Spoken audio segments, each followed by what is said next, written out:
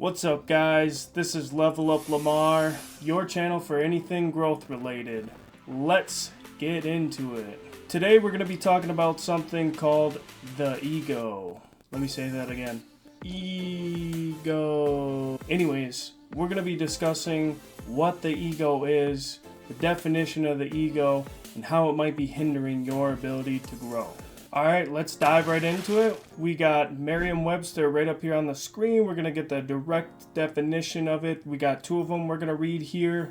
We got number one, the self, especially as contrasted with another self or the world. And then we have another definition here. The one of the three divisions of the psyche in psychoanalytic theory that serves as the organized conscious mediator between the person and reality, especially by functioning both in the perception of and adaptation to reality.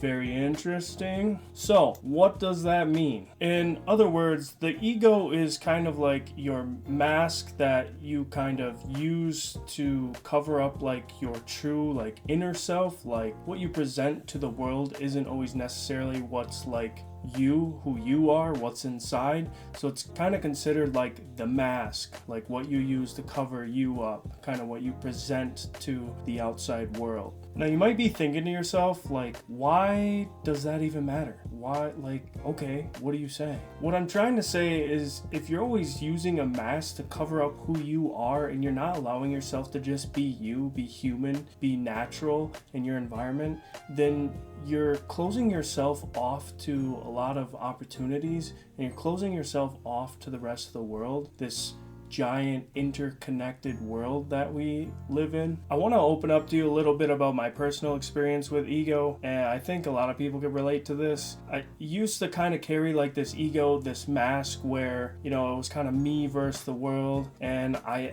think a lot of it was operating out of fear, you know, being hurt from my past, hurt from people doing dirty things to me, people screwing me over, you name it. And I think a lot of the beauty in life will come from dropping the ego, losing the fear. When you're always operating out of fear, you're kind of limiting yourself to that fight or flight experience instead of really enjoying the gifts life has to give to us and the creator's blessings. What I'm really trying to say is if you really want to level up and you want to start enjoying life and start having a better time, drop the ego.